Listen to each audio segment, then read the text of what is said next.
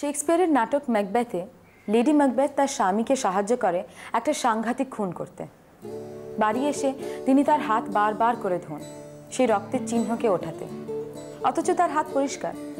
কিন্তু এই দৃশ্যটা লেট মোটিফের মতন বারবার নাটকে ফেরত আসে। লেডি ম্যাকবেথ হাত ধুচ্ছে এবং তিনি বলেন, will all of Neptune's oceans wash this blood clean. ছুঁচি পায়। এই শব্দটা বললেই মনে হয় না একজন বয়স্ক ভদ্রমহিলা, তার সর্ব অঙ্গ ঢাকা, তিনি ছোঁয়াচ বাঁচিয়ে চলছেন। কিন্তু সেটা তো শুধু তার নয়, এটা আসলে একটা মানসিক রোগ, একটা নিউরোসিস, যাকে বলা হয় অবসেসিভ কম্পালসিভ ডিসঅর্ডার বা ওসিডি। আমাদের সবার মধ্যেই কিছু পরিমাণে সেটা রয়েছে। কিন্তু একটা গল্প বলি, আমার বন্ধু আমাকে বলেছিল তার দিদিমার বিষয়। তার দিদিমার ভীষণ পরিষ্কারের বাতিক এবং সারাদিন তিনি খালি জল ঢালতেন, বাথরুমে জল ঢালতেন পরিষ্কার করতে গিয়ে, এবং জল ঢালতে ঢালতে তিনি ক্লান্ত হয়ে যেতেন। কিন্তু তারপরেও জল ঢালার পাত্রকেও পরিষ্কার করতেন। এমন একটা জায়গায় পৌঁছে গেছিল ব্যাপারটা, তার সারা গা ইনফেকশন হয়ে যায়। কি খারাপ লাগে না ভাবতে? এটা তো শুধু একজন, আমার বন্ধু দিদিমা, কিন্তু আমাদের চারিপাশে অনেকে আছে যারা না বুঝেও এই রোগের শিকার। আসলে এটা তো শুধু বাতিক থেকে শুরু হয়, তারপরে এমন একটা জায়গায় চলে যায় যেটা মানসিক রোগ হয়ে ওঠে। চলুন আজকে নারীতে দেখি আমরা অবসেসিভ কম্পালসিভ ডিসঅর্ডারের বিষয়ে আর কি জানতে পারি।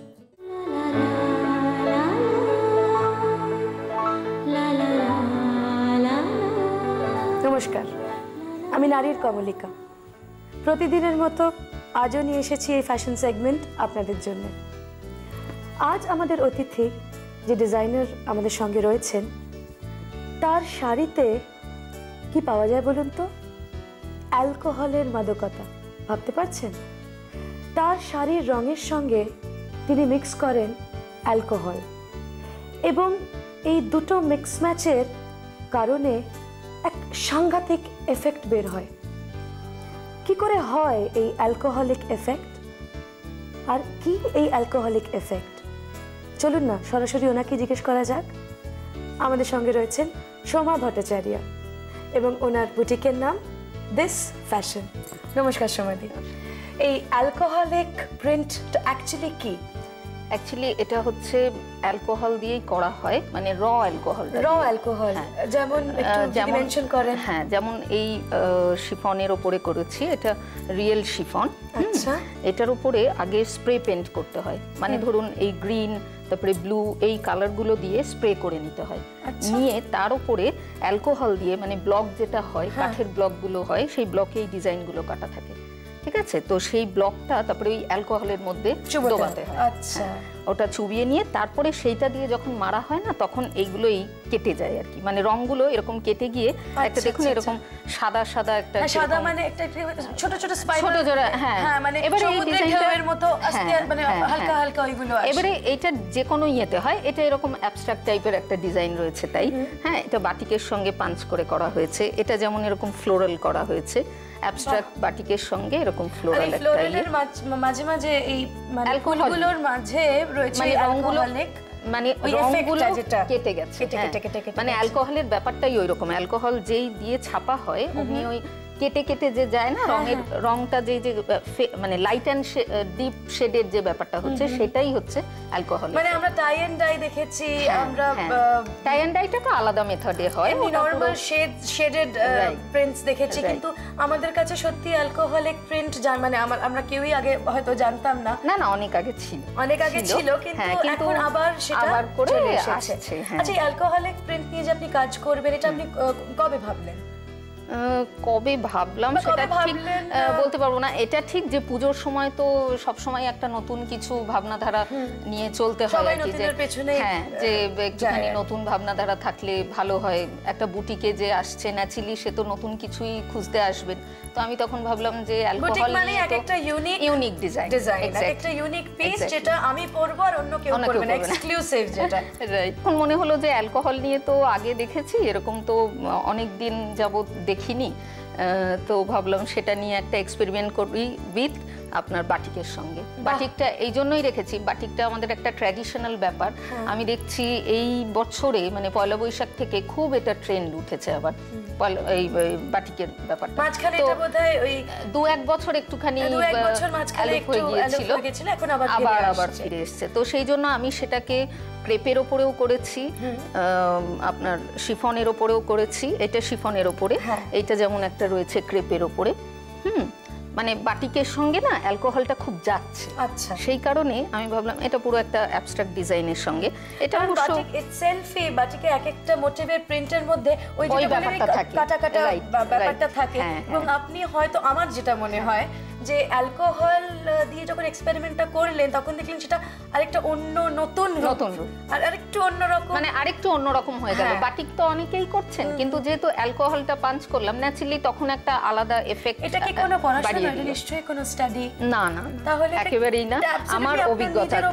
কেন বলছি, আমি actually I am artist, dancer. তো আমি ডান্সের এইসব ব্যাপার থেকে অনেকের সঙ্গে, মানে অনেক স্টেজ শোজ করতাম, অনেকের সঙ্গে, অনেক সেলিব্রিটিদের সঙ্গে যোগাযোগ হতো, অনেক দেশে ঘুরেছি। তো সেই সব জায়গায় গিয়ে আমি দেখেছি বোম্বে, দিল্লিতে, আমাদের এখানে ইন্ডিয়ায় বলছি, ভীষণ মানে এই সিনথেটিকের ওপরে, মানে এই ধরুন শিফন বা crepe, real crepe, real chiffon, এইসবের ওপরে ওরা খুব এইসব অ্যালকোহল ইউজ করতো। তো তখন থেকেই আমার ভাল লাগতো ব্যাপারটা। তা আমি ভাবলাম যে এখন তো কলকাতায় সেরকম ভাবে আর দেখতে পাচ্ছি না, তো আমি একটু করে দেখি ব্যাপারটা। অলরাউন্ডার বলবো, নৃত্যশিল্পী, ডিজাইনার। আচ্ছা দিদি, এই মভ কম্বিনেশনটা খুব সুন্দর। এটা কি প্রিন্ট? এটা ডিসচার্জ প্রিন্ট। ডিসচার্জ প্রিন্ট, এই প্রিন্টটা কি করে হয়? এইটা নরমালি আমাদের সিল্কের উপরে হতো। ইনফ্যাক্ট তুমি যে শাড়িটা পরে রয়েছে এটা সিল্কের উপরে, বুটিকেরই শাড়ি, কিন্তু এটাও কি ডিসচার্জ প্রিন্ট? ওকে, এটাও ডিসচার্জ প্রিন্ট। আগে আমাদের শুধু সিল্কের উপরেই হতো, মানে এরকম ম্যাটেরিয়ালের উপরে, খালি সিল্ক ছাড়া ডিসচার্জ প্রিন্ট করা যেত না, এরকম একটা আমাদের ধারণা ছিল। তো বাই দ্য ওয়ে, আপনার নিজের শাড়িটা, মানে যেটা আপনি পরেছেন, এটাও ডিসচার্জ ক্রেপের উপরে, পিওর ক্রেপের উপরে ডিসচার্জ প্রিন্ট করা। সেটাই আমি এবারে কটনে করেছি। আর দেখেছেন বেশ ভালো এসেছে, এফেক্টটা খুব ভালো এসেছে। এটা আপনি অফিস ওয়্যার বা ডেইলি ওয়্যারের জন্য আপনি ইউজ করতে পারেন। এটা রেঞ্জ কি রকম রেঞ্জ রেখেছেন? কটন বলে জিজ্ঞেস করছি। Very reasonable. কত? 380। 380 বাবা যা, এটা বোধহয় একটা পুরো সালোয়ার কামিজের সেট, ফুল সেট 400 টাকার মধ্যে আপনি পাচ্ছেন। হ্যাঁ, এইটা রয়েছে। একটু খুলে যদি দর্শক বন্ধুদের দেখাতে পারি। আর কটন নিয়েও আমার এক্সপেরিমেন্টটা বেশি। আর এতগুলো প্রিন্ট এক্সপেরিমেন্ট করেছেন, অ্যালকোহল, ডিসচার্জ প্রিন্ট, এগুলো কটনের উপরেও আপনি এক্সপেরিমেন্ট করে দেখছেন, খুব ভালো খোলে এবং ভীষণ ডিমান্ডও আছে। হ্যাঁ, তো গ্রেটা দেখবো, গ্রের প্রিন্টটা ভীষণ সুন্দর। গ্রেটা অ্যাকচুয়ালি এটা হাতে আঁকা, আর কি হাতে আঁকা, তার সঙ্গে একটা দর্শক বন্ধুদের দেখাতেই হচ্ছে, অপূর্ব না? আর হাতিটা রেখেছি এই জন্যই, একটা আমাদের আনন্দ উৎসবে দেখবেন সাউথ ইন্ডিয়ায় যেমন ওদের হাতিটা একটা বিরাট ব্যাপার, মানে উৎসব মানেই হাতির একটা ব্যাপার থাকে, সেই সাজা গোজা করে। হাতিটার মধ্যে আমি কিন্তু দেখতে পাচ্ছি বাটিক আছে, আর হ্যান্ড পেইন্ট আছে এই শাড়িটার মধ্যে। আচ্ছা, পাটটা এমনি এটা নরমাল একটা ধনেখালি তাঁতের শাড়ি, উপরে করেছে, ধনেখালির উপরে সেই তাঁতটার উপরে আর কি এটা একটা অ্যাপ্লিক করে তার উপরে ইয়ে করেছি। আগেকার দিনে আমাদের মা ঠাকুমারা খুব পরতেন পাছা পেরের শাড়ি, সেই পাছা পেরের স্টাইলে এটা করা রয়েছে, বুঝেছো? সব আগেকার দিনে ডিজাইন ঘুরে ফিরে সব আসছে। খালি আমি এখানে ঘুরিয়ে দিয়েছি কি ব্যাপারটা, যে এখানে এই যে ইয়েটা দিয়েছি, মোটিভগুলো দিয়েছি, এগুলো কিন্তু আপনি দেখতে পাবেন মিশরীয় এইসব সভ্যতায় বা কিছু, মানে। আর এইগুলো আপনি কি এগুলোর উপর আপনি স্টাডি করেছেন? না, স্টাডি নয়, যে বললাম ঘুরতে ঘুরতে, মানে বিদেশেও নৃত্যশিল্পী, এখানেও থেকেছি, এই সবগুলোর সঙ্গে চেনা পরিচিত, ওইগুলো ভেবে চিন্তে। আর এটা তো খুব ভালো পার্টি ওয়্যার হতে পারে। এটা রেঞ্জটা কেমন হবে? এটা একটু বেশি, এটা 1050, তাও সিল্ক অনুযায়ী খুবই কম, আমি বলবো বেশ রিজনেবল। আর এই হাতি যেটা আমরা একটু দেখলাম, হাতির মোটিভটা রয়েছে, এটা যেহেতু হাতে আঁকা, এর সঙ্গে উইথ ব্লাউজ পিসও আছে, তাই জন্য এটা একটু বেশি রেঞ্জের। আর ধনেখালি তাঁতের উপরে এটা রয়েছে 850। তো মানে বুটিকের শাড়ি হিসেবে, ডিজাইনার শাড়ি হিসেবে বেশ রিজনেবল। কেন কি আমি ওই মানে ইয়েটা ভাঙাতে চাই, আগে মধ্যখানে ভীষণ একটা ওরকম ফোবিয়া হয়েছিল, যে ফোবিয়া আর কি, বুটিক মানেই 5000 এর কম কোনো শাড়ি নেই এবং মিডল ক্লাসকে ছুতে পারে না তারা। তো সেই কারণে এই শাড়িগুলো যদি এটা শাড়ি না, এটা একটা সালোয়ার স্যুট পিস, এটাও ব্লকে, কারণ সালোয়ার স্যুট পিস ব্লকের এইসব খুব ট্রেন্ডি, মানে আপনি অফিসেও পরে যেতে পারেন, রেগুলার ইউজও করতে পারেন। দিদি এই পুরো সালোয়ার কামিজের সেটটা কত দাম পড়বে? এটা 375। 375, বেশ রিজনেবল। আচ্ছা, একটা শাড়ি আমি তখন থেকে দেখে যাচ্ছি, এইটা একটু বলে দেবেন। এইটা রয়েছে তাঁতের থানের ওপরে। আচ্ছা, এটা এখন এটার রেঞ্জ আপনার রয়েছে উইদাউট ব্লাউজ পিস, এটা আছে, এটা 650। এটা এখন তাঁতগুলোও না খুব সুন্দর করে মানে তাঁতিরা করছেন। এটা কিন্তু পাটলি পাল্লু স্টাইলে রয়েছে। হ্যাঁ, মানে কুচিতে আর আঁচলে আর কি এমব্রয়ডারি করেছি। হ্যাঁ, আর পুরোটাই আমি ব্লক করেছি। আর প্রথমের দিকে যে জর্জেট ক্রেপস গুলো দেখলাম, সেটার একটা রেঞ্জ, এভারেজ রেঞ্জ ওগুলো রয়েছে 1500 থেকে আমার শুরু হচ্ছে পিওর শিফনগুলো, আর পিওর ক্রেপগুলো উইথ ব্লাউজ পিস ওগুলো রয়েছে 1850। তো শিগগিরই যেতে হচ্ছে আপনার বুটিকে। কম্পিটিশনের কথা তো মনেই আছে। হ্যাঁ, যে কোনো হাতের কাজ হতে পারে, হাতের আঁকা, এমব্রয়ডারি, মোটিভ, কোনো ডিজাইন, কোনো কনসেপ্ট, সেটা স্যাম্পল হিসেবে আমাদের পাঠিয়ে দিন। সেরা স্যাম্পলকে আমরা বেছে নেব এবং যার স্যাম্পল বাজবো তাকে আমরা আমন্ত্রণ জানাবো এখানে এসে বসার জন্য। তাহলে দেরি কিসের, শিগগিরই পাঠিয়ে দিন। আর সোমালির সঙ্গে যদি যোগাযোগ করতে চান তাহলেও আমাকে অবশ্যই লিখে জানাবেন।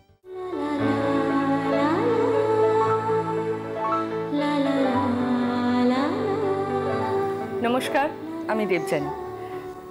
আজকে এমন একটা ইন্টারেস্টিং ব্যাপার নিয়ে আমরা আলোচনা করব। এই ঘটনাগুলো কিন্তু আমার পরিবারে শুধু নয়, আপনাদের পরিবারেও ঘটে, কিন্তু আমরা ঠিক নজর দিই না। আমার এক পরিচিতা ছিলেন, জানেন তো, উনি হাত দিতেন না সুইচে, উনি শাড়ির আঁচল দিয়ে সুইচ অন করতেন। ওনাকে জিজ্ঞেস করলে উনি বলতেন সুইচে নাকি নোংরা আছে। আবার আরেকজনও আছেন যিনি বাড়ির কাজের লোক, বাসন মেজে গেলে আবার বাসন মাজেন। ওনার ধারণা বাসন মাজা পরিষ্কার হয়নি। তো সারাদিনে কতবার বাসন মাজতে হয়, কতবার জল ঘাটেন, ভেবে দেখুন। আমরা কি এটাকে সূচিবাই বলবো? এটা কি আদৌ রোগ? চলুন না আজকে এটা নিয়ে একটু আলোচনা করি।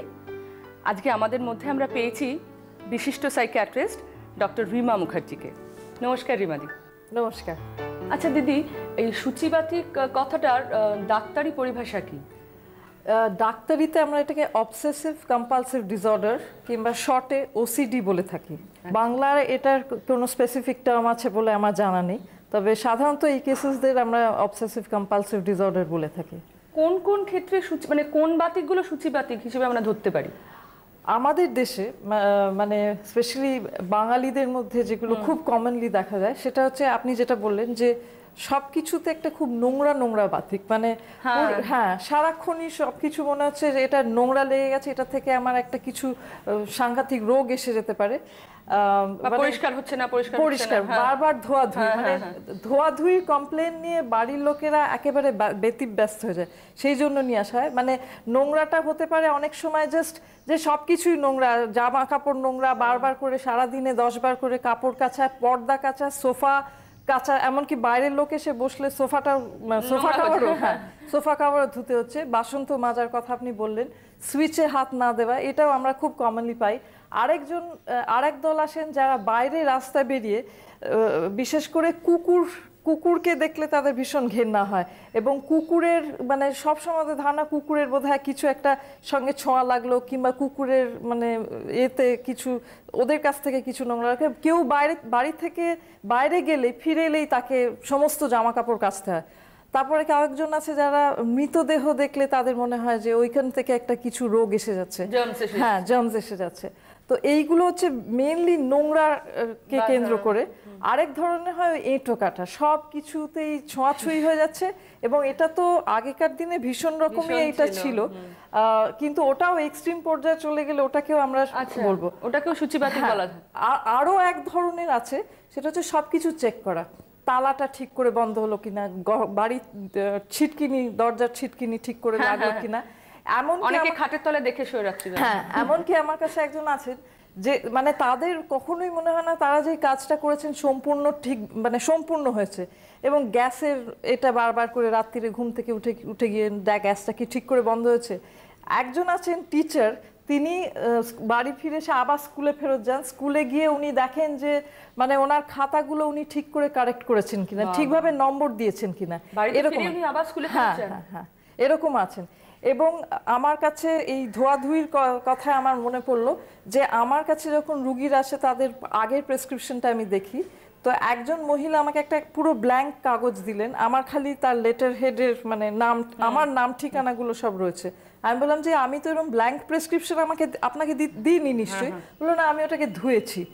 তো প্রেসক্রিপশন ধুয়েছেন? হ্যাঁ, প্রেসক্রিপশন ধুয়েছেন উনি, টাকা ধোন, তারপরে কয়েন্স ধোন, সমস্ত কিছু ধোন, মানে জামা কাপড় তো আমি ছেড়েই দিলাম, কিন্তু উনি কাগজও ধোন, ইম্পর্টেন্ট দলিল সেগুলোকে উনি ধোন।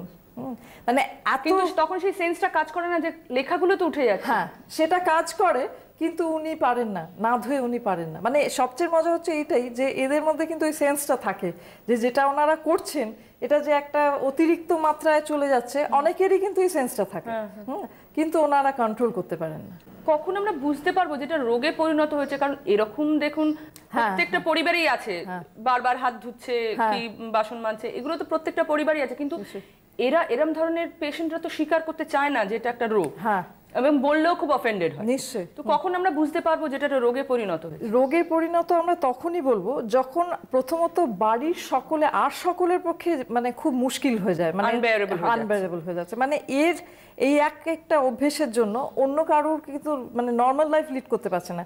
ধরুন যার ধোয়াধুয়ি বাতিক, একটা বাড়ির থেকে কেউ বেরোলো কিংবা কেউ বাইরে থেকে এলো, সঙ্গে সঙ্গে যদি তাকে সোফা কাভারও ধুতে হয়, তো তার মানে কতটা জল খরচ হচ্ছে, কতটা সাবান খরচ হচ্ছে।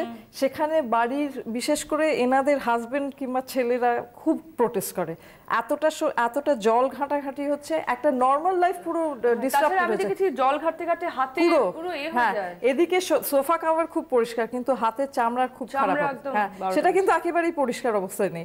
এইটা একটা এক্সট্রিম স্টেজ, তখন তাকে চিকিৎসা ছাড়া উপায় নেই। এবং বাড়ির লোকেরা বলে যে নয় আমি বাড়ি থেকে বেরিয়ে যাচ্ছি, নয় তুমি চিকিৎসায় যাও। তখন ওনারা নিজেরা এইটার জন্য যে আরো পারিবারিক যে অশান্তিটা হয়, স্বামী স্ত্রীর মধ্যে যে অশান্তিটা হয়, সেটার জন্য অনেক সময় তাদের নিয়ে আসে, এবং তখন চিকিৎসা ছাড়া সত্যি কোনো উপায় নেই। কিন্তু যদি আমি 2-3বার তালা চেক করলাম, কি আমি একটা জিনিস খুব পরিষ্কার পরিচ্ছন্নভাবে করি, সেটা হয়তো আমি আমার পাশের জনের থেকে আরেকটু হয়তো বেশি সময় করছি, কিন্তু সেটাতে কারোর নিজের লাইফটাও হ্যাম্পার্ড হচ্ছে না, আশেপাশের লাইফকেও হ্যাম্পার করছি না, তখনই কিন্তু আমি সেটাকে আর রোগ হিসেবে মনে করব না। আমি তখন মনে করব এটা ওর অবসেশনাল ট্রেট। এবং অবসেশনাল ট্রেটটা যে খারাপ জিনিস তা নয়। দেখুন, আমরা যখন একটা কাজ খুব সুন্দরভাবে করি, তাতে হয়তো আমরা একটু বেশি সময় দিতে চাই, হ্যাঁ, সেটাতে একটা পারফেক্ট জব হয়, কিন্তু তার মানে এই নয় যে তার একটা রোগ। কিন্তু এটা যখন খুব এক্সট্রিম পর্যায়ে চলে যায়, তখনই সেটাকে আমরা রোগ বলছি। কিন্তু এটার মেডিকেশনটা কি? এটা ট্রিটমেন্ট হচ্ছে ওষুধও লাগে প্লাস থেরাপি লাগে, যেটাকে আমরা বলি বিহেভিয়ার থেরাপি। ওষুধটা এই জন্য লাগে কারণ যখন এই ধরনের সিমটমস দেখা দেয়, তখন কেমিক্যাল একটা ইমব্যালেন্সও দেখা দেয় ব্রেনের মধ্যে, এবং সেই কেমিক্যাল ইমব্যালেন্সটা কিন্তু ওষুধ ছাড়া এটাকে ট্রিটমেন্ট করা যায় না। মানে ইনিশিয়াল স্টেজে অন্তত ওষুধের অবশ্যই জরুরি। আর যাদের খুব বেশি প্রোগ্রেস করেনি, তাদের ক্ষেত্রে অনেক সময় দেখা গেছে বিহেভিয়ার থেরাপি বলে আমরা একটা জিনিস করে থাকি, যে ওদের শেখানো হয় যে এটা কিভাবে নিজেকে কন্ট্রোলে আনা, এক ধরনের কাউন্সেলিং। হ্যাঁ, সেটাকে কিভাবে নিজেকে কন্ট্রোল করা যেতে পারে, মানে নিজেকে ডিস্ট্রাক্ট কি করে করা যেতে পারে। কারণ এই রোগটা এমনই যে নিজের ভেতর থেকে যদি ইচ্ছাটা না আসে যে আমি ঠিক হব, তাহলে তো করা খুব ডিফিকাল্ট না। এবং আরেকটা জিনিসও আমি মনে করি যে কোনো ধরনেরই রোগে নিজেকে প্রথমে বুঝতে হবে যে হ্যাঁ, আমার এটা একটা প্রবলেম। আমি যদি মনে করি যে এটা একটা প্রবলেম নয়, আমি সেখানে ওষুধ শুরু করে ট্রিটমেন্টটাকে বন্ধ করে দেওয়ার একটা প্রবণতা থাকে, দূর আমি কেন ওষুধ খাবো, আমার তো দরকার নেই। কিংবা যে কাউন্সিলিংটা যেটা আমি কেন শুনবো, আমার অ্যাকচুয়ালি তো কোনো অসুস্থ নই। হ্যাঁ, কিন্তু যারা অ্যাকচুয়ালি এটা অ্যাকসেপ্ট করেন যে হ্যাঁ আমার এটা একটা সত্যি প্রবলেম হচ্ছে, এই প্রবলেমের জন্য একটা পুরো সংসার ভেঙে যাচ্ছে, তাদের মধ্যে যদি সেরকম মোটিভেশনটা থাকে, তাহলে তাদের মধ্যে ইমপ্রুভমেন্টটা হয়। সেলফ মোটিভেশনটা ভীষণ খুব ইম্পর্টেন্ট। আরেকটা খুব ইম্পর্টেন্ট জিনিস হচ্ছে যে এই জিনিসটা যদি বছরের পর বছর হয়ে গিয়ে থাকে, একটা ক্রনিক স্টেজে পৌঁছে যায়, তাদের কিন্তু ট্রিটমেন্ট করা খুব মুশকিল হয়। এটা কি মেয়েদের মধ্যে বেশি দেখা যায়? মেয়েদের মধ্যে ডেফিনেটলি আমার তো মনে হয় বেশি দেখা যায়। এবং আমার একটা খুব মজার ঘটনা আমার মনে পড়ছে এইটা থেকে। আমার কাছে একজন অল্প বয়সী মহিলা, জাস্ট বিয়ে হয়েছে, মানে মাস 3-4 মতো বিয়ে হয়েছে। ওনার শাশুড়ি আমার পেশেন্ট ছিলেন। ওনার শাশুড়ির এই মানে ধোয়াধুয়ি রোগ ছিল, মানে শাশুড়ি 7-8 ঘন্টা ধরে উনি এরকম ধোয়াধুয়ি করতেন, বাথরুমে থাকতেন। ন্যাচারালি এই ছেলের বউ, উনি যখন বিয়ে হন, বিয়ের পরে বাড়িতে গিয়ে এরকম একটা শাশুড়িকে দেখে উনি ভীষণ আর কি ডিস্টার্ব ফিল করেন, যে এরকম কি করে উনি, ও তো মানিয়ে নিতে পারছিলই না যে একজন, মানে প্রথমত ওরা একটা ছোট ফ্ল্যাটে থাকতো, বাথরুমটা অতক্ষণ ব্লক হয়ে থাকতো, সেটাতে ওনার নিশ্চয়ই অসুবিধা হতো। প্লাস শাশুড়ি আবার ইনসিস্ট করতো যে তোমাকেও এগুলো ফলো করতে, মানে বিশেষ করে এঁটো কাটার ব্যাপারটা। এবং এই মেয়েটি আজকালকার দিনে যেরকম খুব মডার্ন মেয়েগুলো একদমই কিছুতেই সে মানতে রাজি হতো না, এবং সেইটা থেকে ওর ডিপ্রেশন হচ্ছে যে আমার উপর এরকম একটা প্রেশার দেওয়া হচ্ছে যে এইগুলো ফলো করার জন্য। তো যাই হোক, ওকে তো প্রেশারটা, মানে ও ট্রিটমেন্টে আসলো, শাশুড়ি আসছেন, বউ আসছেন, দুজনকেই ট্রিটমেন্ট করা হলো। শাশুড়ি আসছেন সুচিবাইয়ের জন্য, বউ আসছেন ডিপ্রেশনের জন্য। হ্যাঁ, তারপরে বেশ কয়েক বছর পরে বউ এসছে। এবার বউকে নিয়ে এসছে শাশুড়ি এবং বাড়ির অন্য লোকেরা, যে এতদিন ধরে শাশুড়ির যে রোগটা, এবার বউয়েরও সেটা জাস্ট শুরু হয়েছে। ন্যাচারালি শাশুড়ির মতো নয়, কিন্তু এঁটো কাটার ব্যাপারে, যে কেন তুমি এটা জানো না, এটা মানে এটা ছোঁয়া লেগে যাচ্ছে, ভাতের ছোঁয়া লেগে যাচ্ছে। এটা কি আমরা ছোঁয়াচে রোগ বলবো তাহলে? না, ছোঁয়াচে রোগ আমি বলবো না। এখানে যেটা হচ্ছে সেটা হচ্ছে অবজারভেশনাল লার্নিং বলে একটা জিনিস আছে। একটা দেখে একটা জিনিস, সারাক্ষণ চোখের সামনে একটা জিনিস হচ্ছে, সেখানে একটা এমন স্টেজে পৌঁছে যাচ্ছে যে সেখানে র্যাশনাল থিঙ্কিং প্রসেসটা থেকেও অবজারভেশনাল লার্নিংটা, যেটা চোখের সামনে এমন বেশি আকারে হচ্ছে, সেইটা দেখে উনি একটা জিনিস পিক আপ করেছেন। কিন্তু ঠিক সেই দিক থেকে ছোঁয়াচে রোগ বলা চলে না। অনেক ধন্যবাদ রিমাদি। শুনলেন তো এই ঘটনাগুলো? একজন কাগজপত্র ধুয়ে ফেলছেন, একজন বারবার বাসন মাজছেন, একজন 7 ঘন্টা বাথরুমে থাকছেন। না, আমি যদিও হাসছি, কিন্তু এটা হাসার ঘটনা নয়, এটা খুব সিরিয়াস ইস্যু। আমি সাজেস্ট করব, যদি এরকম কোনো সিমটম আপনাদের পরিবারের মধ্যে কারুর দেখেন, দয়া করে বাড়তে দেবেন না, সঙ্গে সঙ্গে ডাক্তারকে কনসাল্ট করুন।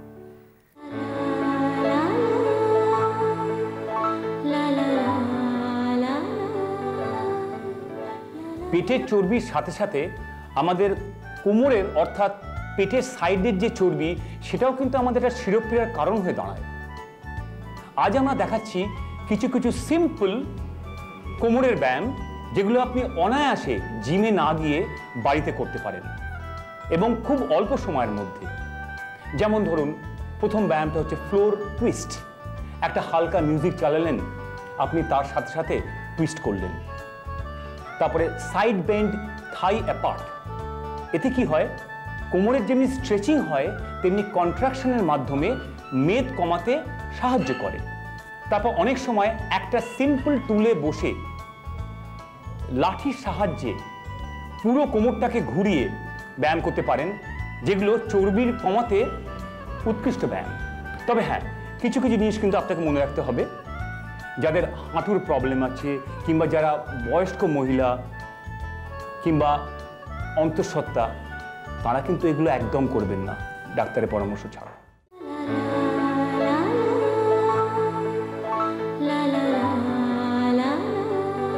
নমস্কার, আমি সায়ন্তনী।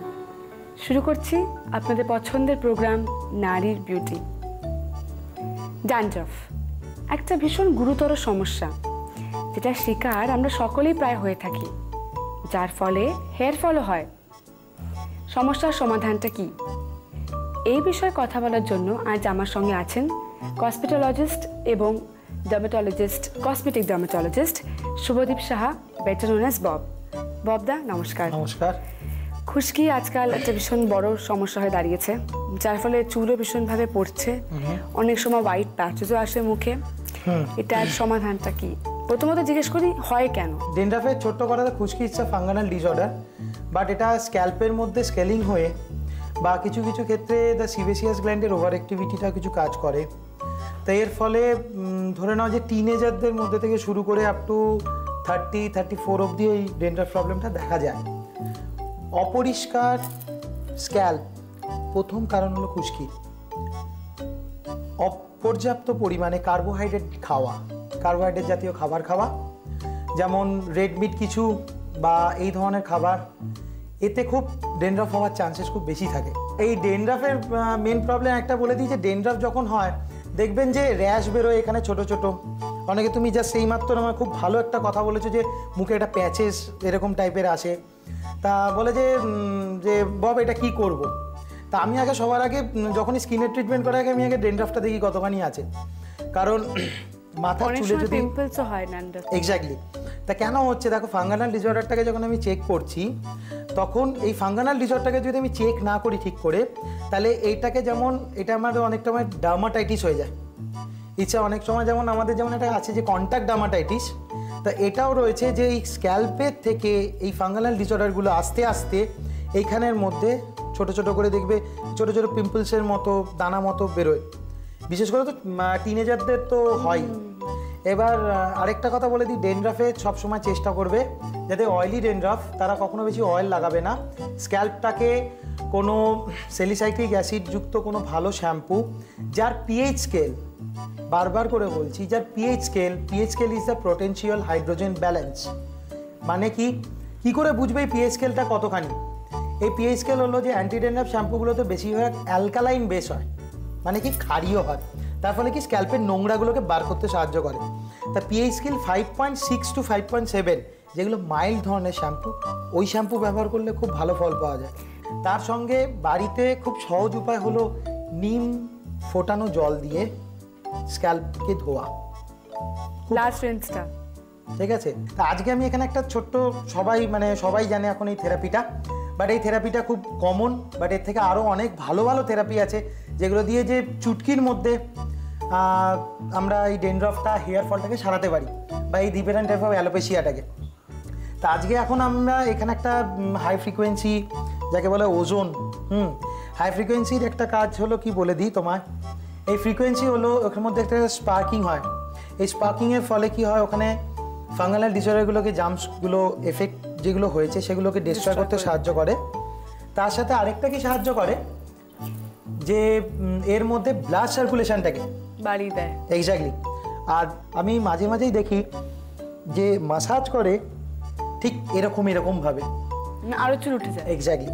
মাসাজের নিয়মটা হলো লেফট টু রাইট ডাইরেকশনে মাসাজ দাও, ঠিক আছে, অ্যান্ড টুয়ার্ডস দি গ্র্যাভিটেশন, মাধ্যাকর্ষণ শক্তির দিকে, নিচের দিকে। এক্স্যাক্টলি। তোমার একটা ছোট্ট কথা দেখাবে, একটু দেখালে খুব উপকারী হয়। আমি তোমাকে এখন এইটা একটা জিনিস এটা করছি যে আমি এখানে একটু হাই ফ্রিকোয়েন্সি দিচ্ছি।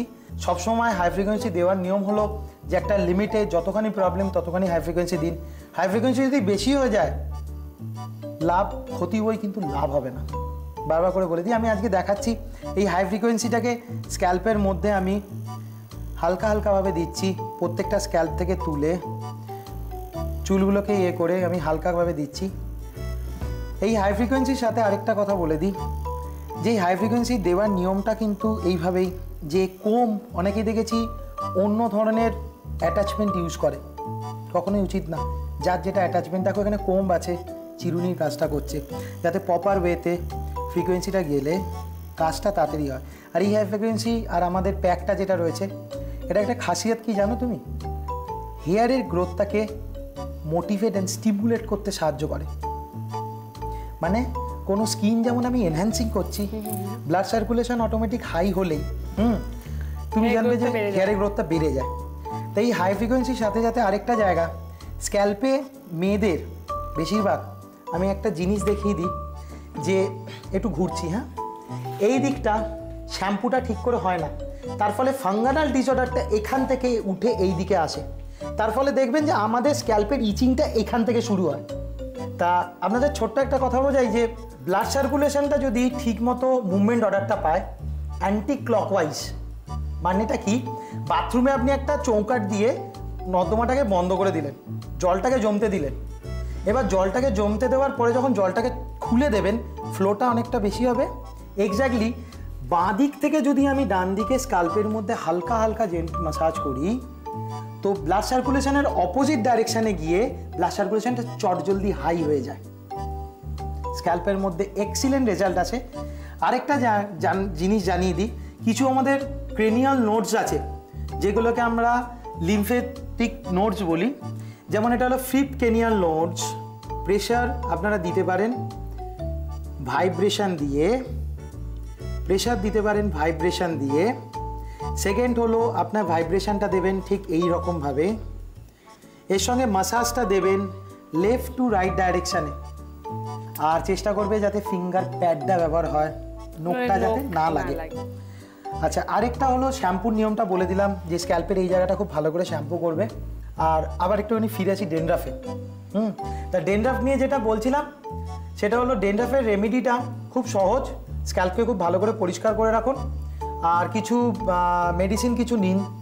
তার সঙ্গে আরেকটা বলে দিতে পারি, पंच निम्बादी वटी 2 वटी आफ्टर फूड সারাদিনে খাবার পরে নিতে পারেন। আর চেষ্টা করবেন যাদের একটুখানি গ্যাসের প্রবলেম আছে তারা Asuka ASUKA 1 tablet once in a day after food নিতে পারেন, এতে খুব ভালো ফল পাবেন। আর হেয়ার ফলের জন্য আরেকটা জিনিস বলে দিচ্ছি, সেটা হলো কেশকুন্তল ট্যাবলেট, ওইটাও আয়ুর্বেদিক শপে পেয়ে যাবেন। কেশকুন্তল ট্যাবলেটও খুব ভালো ফল দেয়। এর সঙ্গে জার্মানি মাদার টিনচার যেটাকে বলি আমরা হেয়ার টিনচার, ওটাকেও ব্যবহার করতে পারো।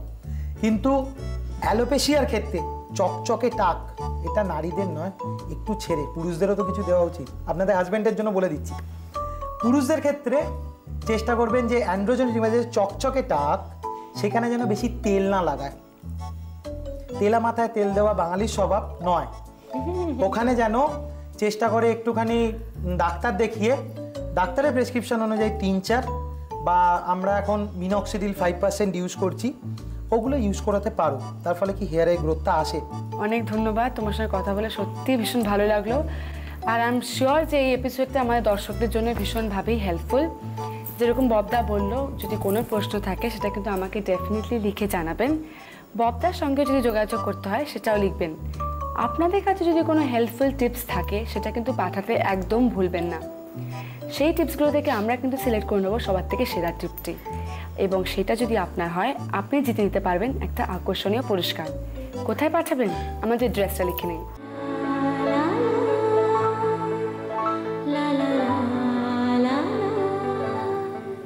কেমন আছেন আপনারা সবাই? আমি আর পিঙ্কি কিন্তু আজকে খুব ভালো মুডে আছি। আমরা আজকে আপনাদের একটা এমন রান্না খাওয়াবো যে আপনারা যদি কেউ ভালো নাও থেকে থাকেন তাহলে আপনাদেরও মুড ভালো হয়ে যাবে। কি বলিস পিঙ্কি? একদম, আমি তো চোখের সামনে দেখতে পাচ্ছি দুটো মুরগির ঠ্যাং। হ্যাঁ, তো মুড ভালো করা রান্নার জন্য আজকে আমাদের সঙ্গে আছেন জয়ন্তীদি। জয়ন্তীদি কি খাওয়াচ্ছেন মুরগির ঠ্যাং দিয়ে? এটা হচ্ছে চিকেন চাপ।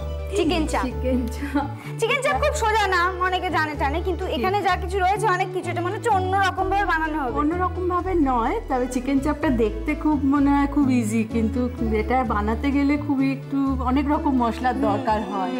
তা কি মশলা দরকার হচ্ছে তাহলে তুমি আমাদের বলে দাও। তা আমি এখানে চিকেনটা আগে থেকে ম্যারিনেট করে রেখে দিয়েছি। কি দিয়ে ম্যারিনেট করা আছে? এটা প্রথমে পেঁয়াজ বাটা, আদা বাটা, রসুন বাটা, কাঁচা পেঁপে বাটা, আর ওটা গার্নিশিং এর জন্য আছে পেঁয়াজ লেবুটা, এবার জয়িত্রী গুঁড়ো, জায়ফলের গুঁড়ো, তারপর জাফরান, তারপর ওটা হচ্ছে গরম মশলা গুঁড়ো। এইগুলো কি সবই এর মধ্যে দেওয়া আছে? হ্যাঁ, সব দেওয়া আছে দিয়ে গার্নিশ মানে ম্যারিনেট করা আছে, নুনও দেওয়া আছে, মরিচ গুঁড়ো আছে। আর যখন আমি ভাজবো তখন আমি এই কেওড়ার জল আর গোলাপ জলটা দেবো। হ্যাঁ, আর মিঠা আতর, হ্যাঁ তখন দেবো। তা এইগুলো দিয়ে আগে ম্যারিনেট করে রেখে দিতে হয় অন্তত 4 ঘন্টা। আচ্ছা, এই মিঠা আতরটা কি মানে শুধু মিষ্টি করার জন্য না একটা ফ্লেভারও আসবে? এটা ফ্লেভার, শুধু ফ্লেভারের জন্য। এটাতে কোনো মিষ্টি স্বাদের কোনো কিছু চেঞ্জ হয় না? মিঠা আতর, কিন্তু অ্যাকচুয়ালি এতে কোনো মিষ্টি ভাবই থাকে না। গন্ধটাও ভালো, গন্ধটা একটা গন্ধ আসে, যার জন্য এটা হয়তো মিঠা আতর বলা হয়। আচ্ছা, তুমি এটা কতক্ষণ আগে ম্যারিনেট করো? এটা 4 ঘন্টা আগে ম্যারিনেট। মানে এটা কি 4 ঘন্টা আগেই ম্যারিনেট করতে হবে নাকি মানে সময় অল্প থাকলে? না, মিনিমাম 4 ঘন্টা ম্যারিনেট না করলে মাংসের ভেতর ঠিক মশলাগুলো ঢুকবে না। আচ্ছা, কিন্তু এত মশলা একসাথে দেওয়া আছে। এবারে ঘি দেবো। হ্যাঁ, আচ্ছা আচ্ছা, ঘিয়ের সঙ্গে আমি একটা কথা বলে রাখি, এখানে আমি ঘি দিয়ে করছি, ঘিয়ের সঙ্গে কিন্তু ডালডাটা মিশিয়ে করলে ভীষণ ভালো টেস্ট হয়। ঘিয়ের সাথে ডালডা মিশিয়ে করা যায়। তুমি 2 চামচ ঘি দিলে না? আচ্ছা, যদি ঘিও দেওয়া হয়, ডালডাও দেওয়া হয়, তাহলে 1 চামচ ঘি, 1 চামচ ঘি, 1 চামচ। হ্যাতে মানে টেস্টটা ভীষণ ভালো হয়। শুধু ঘিয়েছে, মানে ঘিটা আবার গরম হবে। ঘিটা গরম হচ্ছে, ঘিটা একটু গরম হয়ে গেলে। আচ্ছা মনামি, বল। আমার যতদূর বুদ্ধি বলে চিকেন চাপ নামটা কি এই কারণে এসছে যে মুরগিটাকে কাটবার আগে বেশ কিছুদিন তাকে চাপে রাখা হয়? না, তা নয়, আসলে এটা একটা মানে খাবার নাম, যেমন মোগলাই ডিশ অনেকগুলো নাম হয়, তো সেই রকমই এটা একটা নাম। আমার বুদ্ধির তোর ওই অত চিকেন চাপ নামটা খুব মানে সোজা সোজা নাম, কিন্তু ইনগ্রেডিয়েন্টস এত বেশি কিছু মানে করতে বেশ সময় লাগে। হ্যাঁ, ঘিটা মনে হয় গরম হয়ে গেছে, এবার আমি চিকেনটা দেবো। ওইটা পরে চিকেনটা না? হ্যাঁ, এই হাতাটা দি। আচ্ছা, এখানে দুটো পিস আছে বলেই কি তুমি ওই 1 চামচ ঘি? হ্যাঁ, এখানে অবশ্য 2 চামচ ঘি দিয়েছো। একটু চাপা দিয়ে দিই, দু এক জলটা দিয়ে দেবো। হ্যাঁ, আর তাছাড়া জয়ন্তীদি 2-1 ফোঁটা তেলের ছাঁকা না খেলে আর কি রান্না শিখবো? সবসময় বলে থাকি, কতক্ষণ চাপা দিয়ে মোটামুটি রাখতে হবে? মোটামুটি তো এটা রান্না করতে 15 মিনিট টাইম লাগে। হ্যাঁ, তা আমি একটু ভীষণ চিট করবে, তো একটু যতক্ষণ না ভাজা হচ্ছে ততক্ষণ আমি একটু চাপা দিয়ে রাখি, তারপর খুলে এটা একদম নেড়ে দেবো। মাঝে মাঝে এটা নাড়তে হবে, মানে না নাড়লে কি চিকেনটা একটু আটকে মতো যায়, আটকে যাবে, মশলাটা পুড়ে যাবে। হ্যাঁ, যার জন্য। আচ্ছা জয়ন্তী দি, তুমি একটা কথা বলো যে তোমার শ্বশুর বাড়ির লোকজন তোমার কোন রান্নাটা সবচেয়ে বেশি খেতে ভালোবাসে? আমার চাপটা খেতে আমার ছেলেরা চিকেন চাপ ভীষণ তোমার ভালোবাসে। ছেলেরা ভালোবাসে। আচ্ছা মনামি, পিঙ্কি, আমার মনে হচ্ছে এবার এটা হয়ে গেছে। এবার চাপা হয়ে গেছে? খুলে, হ্যাঁ, এবার চাপা দেখা যাক চাপা খুলে কি রকম দেখা যায়। আরে বাস, খুব সুন্দর কালার, ভীষণ সুন্দর মারাত্মক কালার এসছে রে। এবারে আমি একটু কেওড়ার জল আর গোলাপ জল দেবো, একটা চামচের। আচ্ছা, এটা তুমি এটা চেনো কি করে বলো তো, কোনটা কেওড়ার জল কোনটা গোলাপ জল? গন্ধটা শুকে নিতে হয় একটু, গন্ধ। এইটা বোধহয় কেওড়ার জল। ঠিকই বলেছো। আন্দাজে ঢিল দিতে যা শিখে না, আগে জয়ন্তী বলেছিল না, ওইভাবে সাজানো ছিল তো। দুটোই 1 চামচ করে না? দুটোই 1 চামচ করে দেবো, আর তুমি 1 ফোঁটা আতর দিয়ে দাও।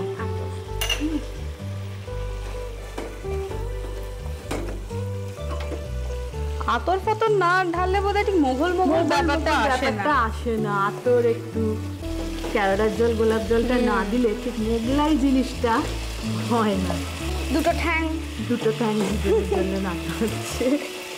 খুব সুন্দর কালারটা এসছে, দেখেই বেশ খেতে ইচ্ছে করছে না? দেখে খেতে ইচ্ছে করছে, কিন্তু পিঙ্কি তোর কোনোদিন মুরগিদের জন্য কষ্ট হয়েছে? না না, খাওয়ার সময় তো একদমই কষ্ট হয় না। একটা জিনিস কি জানিস, আমি যেদিন নিজের রান্না করি, সে চিকেনই হোক, মাটনই হোক, ফিশই হোক, আমি সেটা খেতে পারি না। কেন রে? একদম খেতে পারি না।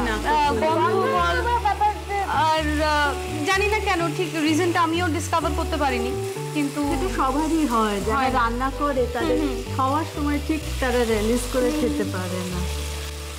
ওদের কাঁচা কাঁচা ব্যাপারটা দেখে, ব্যাপারটা গন্ধটা নাকে ঢুকে যায়। এবার হয়ে গেছে না? আচ্ছা, নামিয়ে ফেলবে? হ্যাঁ, এবার হয়ে গেছে। আমি গ্যাসটা অফ করে দিচ্ছি। আচ্ছা, আমি তাহলে একটা প্লেট দেবো। আচ্ছা, এটা তুলে ফেলি। আমি ধরবো? আমার যা মনে হচ্ছে, যারা আজকে মানে আপনার বাড়িতে যারা আজকে প্রিপারেশনটা দেখছে, তারা কিন্তু আপনি বাড়ি গেলেই বলবে আজকে আর রাত্রিবেলা কিছু না, চিকেন চাপ। আর দর্শকরা ইন্সপায়ার হয়ে রান্না করে ফেলতে পারে। অবশ্যই। এবারে আমি একটু গার্নিশ করে দিই। লেবু, পেঁয়াজ, মানে এমনি আরো অন্য ভেজিটেবলস থাকলে চাইলেই দেওয়া যেতে পারে। মানে গাজরও দিতে পারেন। হ্যাঁ, চাপেতে এগুলোই বেশি ভালো লাগে। ধনেপাতা ছড়িয়ে দেবো উপরে। সব কটা রঙই আছে। এটা খুব ভালো লাগবে দেখতে। হ্যাঁ, রেডি এবার। মানে চিকেন চাপ রেডি? চিকেন চাপ রেডি। এবার টেস্ট করো। হ্যাঁ, সেটা আর বলতে হবে।